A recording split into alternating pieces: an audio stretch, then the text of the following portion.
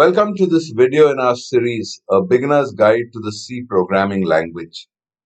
In the last video, we discussed the branching statements in C and how they conditionally transfer control to different blocks of code in your program. In this video, we will see how to execute a set of statements multiple times using different loop constructs in C, like the while loop, do while loop, and the for loop. We will also learn about two loop control statements, break and continue. Please like and share this video, follow our channel and subscribe for new notifications on videos. A loop is a programming structure that conditionally repeats the execution of a sequence of statements. Programmers use loop constructs to cycle through a list of values in an array, list, and data structures. The C language has three different types of loop structures: the while loop, the do while loop, and the for loop. I hope that you have seen our previous videos about branch statements in C because that will make it easier for you to understand these loop constructs. The syntax of the while statement is similar to the if statement. The difference is in how it executes. In the while statement, the conditional expression is first evaluated. If the expression evaluates to true, the body of the while is executed. When the conditional expression reaches the end of the while body, the conditional expression at the top of the loop is evaluated once again, and the loop will execute once again depending on the result of the conditional expression. If the conditional expression evaluates to false the first time or in subsequent iterations, the control flows to the following statement after the while body. Unlike the while loop, in the do while loop, the body of the loop is executed at least once. Then the conditional expression is evaluated. So the only difference between the while loop and the do while loop is that the body of the while loop may not be executed at all, while the body of the do while loop is executed at least once. Like in the if statement, the delimiters, the curly braces, can be omitted if the body contains only one line. Some crucial points to keep in mind while you are coding with loops. Firstly, the body of the loop will be executed as long as the conditional expression evaluates to true. You must code the conditional expression with care because if coded incorrectly, it may be possible that the loop's body is never executed or executed infinitely. Both are undesirable. Secondly, make sure you initialize the variables that are part of the conditional expression correctly. This needs to be done before the conditional expression is evaluated so that the loop body will execute correctly. Thirdly, ensure that the variables used in the conditional expression are reinitialized with new values within the loop's body. The conditional expression is now re-evaluated with the new value to check if the loop's body needs to be executed. If the conditional expression variables are not reinitialized, then you will end up with an infinite loop. The for loop is very similar to the while loop in execution. However, it is syntactically different. It contains an initializer list for the loop control variables, the conditional expression, and reinitializer statements, all declared at the top of the loop construct. So the initialization condition statement initializes the loop control variables. Then the conditional expression is checked. If it evaluates to true, then the statements within the body of the loop are executed. At the end of the body, execution control then switches to the reinitializer statement to reset the loop control variables to a new value. Then the conditional expression is evaluated once again and the loop continues. All the three loop constructs are shown here. Have a look at the structure of each one of them and their execution sequence. Now let us review each of the loop structures individually. The while loop executes the body of the loop as long as the conditional expression evaluates to true. We had numbered out each of the four distinct parts of the loop in this slide. The first is the loop control variable. These can consist of many variables that control the result of the conditional expression marked as true.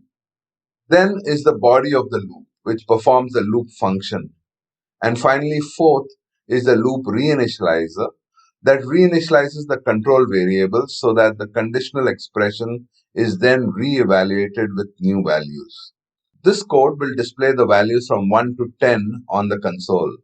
When num becomes equal to 11, the conditional expression will evaluate to false and the loop will exit to the next statement after the loop body.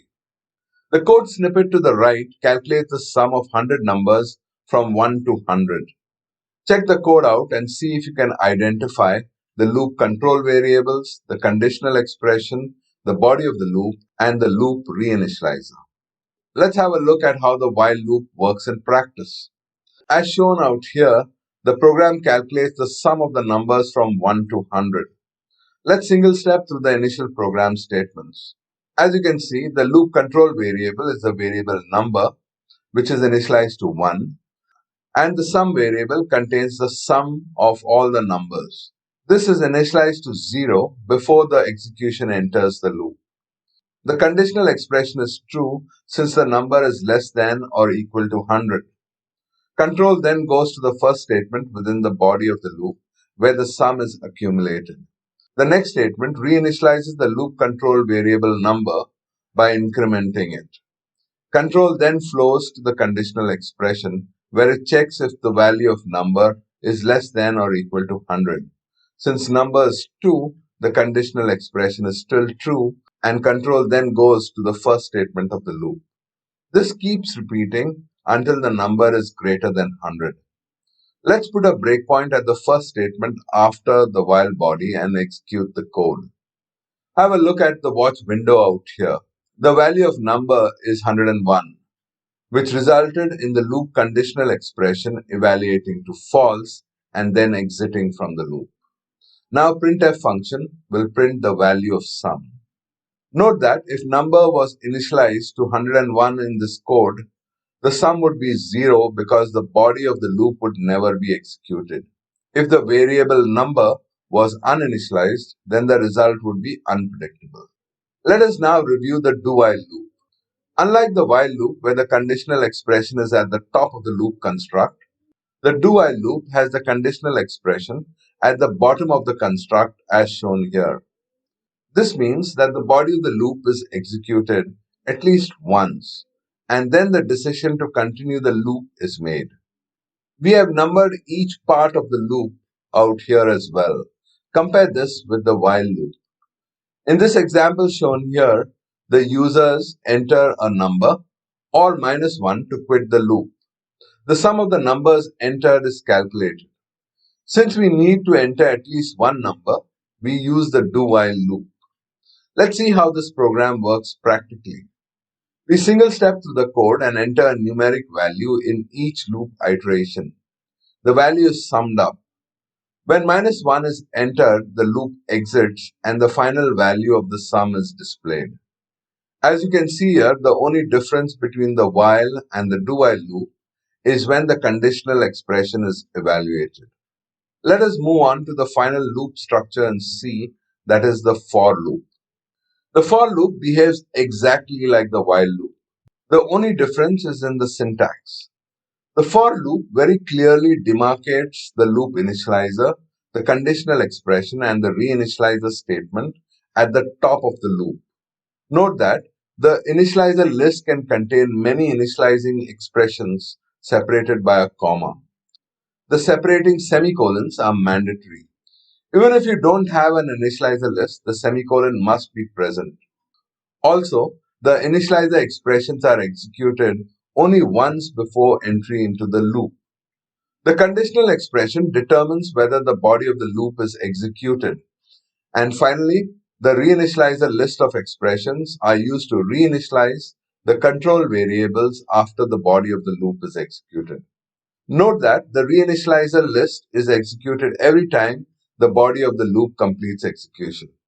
This is followed by the next evaluation of the conditional expression. Let's look at two simple examples of using the for loop. Here is the same code that we used in the while loop discussion. The loop prints each number from 1 to 10.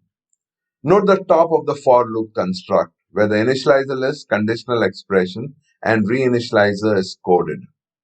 The example to the right calculates the sum of numbers from 1 to 100. Check out the initializer list where both the variable number and sum are initialized. Let's have a look at this code in the debugger.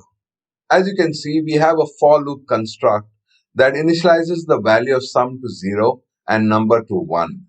Then the body of the for loop adds the value of number to sum. This is then followed by the execution of the reinitializer expression where number is incremented. The conditional expression is then evaluated and the loop continues execution. Let's insert a breakpoint after the body of the loop and execute the loop. Here is the final result. Finally, let's check out the loop control statements break and continue, and another unconditional branch statement, that is the goto statement. The break statement exits from a loop. When encountered, control is transferred to the next statement outside the loop. The continue statement will cause the remaining statements within the body of the loop to be skipped. Control then moves to the next statement, which is generally the conditional expression of the loop. These statements change the flow of control within the body of the loop. Break exits the loop and continue transfers control to the conditional expression of the loop. Finally, the goto statement is an unconditional jump. To set up a jump, you need to define a label, which is an identifier followed by a colon. This label can be used as a destination of a goto statement. You can use this to jump to the label anywhere within the function definition. However, goto statements are discouraged because it is considered to be unstructured programming and makes programs difficult to maintain and read. Let us now see how break and continue statements work in practice. The program here calculates the sum of the first 100 odd numbers. Odd numbers are numbers that have a remainder of 1 when divided by 2. If the remainder is 0, then the number is an even number. So the continue statement skips the statements in the body of the loop and goes back to the top of the loop. When the remainder is 1, the number is odd and so it is accumulated to the sum variable. We will continue to single step for a couple of iterations so you can see how the continue statement works. Out here you can see that the conditional expression in the while statement is a constant value of 1. This is logically true, which means that this is an infinite loop. The break statement is executed when the count of the number reaches 100. Let's set a breakpoint at break and execute the program. The program stops execution when the breakpoint is reached. When we single step, execution is then moved to the first statement outside the loop. Here the sum is printed and the program exits. As you can see, the continue and break statement are loop control statements. The continue statement goes back to the start of the loop, whereas the break statement exits the loop. We have reached the end of our discussion on loops. We saw the syntax and behavior of the while, do while, and for loop. The loop control statements break and continue was also demonstrated. I hope you learned this topic. Please follow our channel, like and share this video, and subscribe for notifications. In our next video, we will discuss arrays in C. Arrays allow you to store collections of data that can be randomly accessed. See you then.